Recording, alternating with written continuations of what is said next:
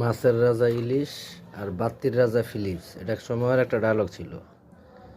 তো প্যাকেটটাও ঠিক আছে, কিন্তু ভিতরের মালটা দেখেন, এটা কি ফিলিপস না ফিনিপস পড়া যায়? হ্যাঁ, এটা হচ্ছে বাংলাদেশের বর্তমান দশা। তো ফাটা কপাল টানলেও বলে না আমি বাত্তির টাকা দিছি ফিলিপসের।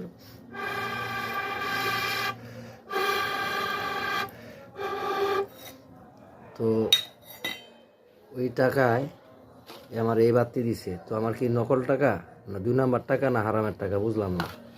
এত কষ্ট করে টাকা পয়সার ব্যয় করে যদি মনে করেন এই বাত্তি কপালে জুটে, হ্যাঁ তাহলে এটা হইলো।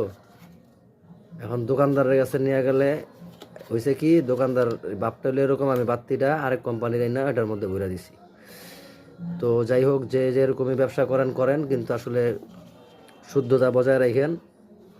আর এইরকম হারাম খাইতে খাইতে খাইতে খাইতে আপনারা কতদিন বউ বাচ্চা সংসার সবাইরে হারাম খাওয়াইতেছেন?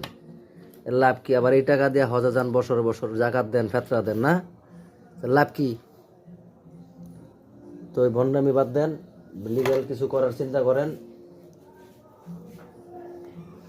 এটাই ভালো হবে।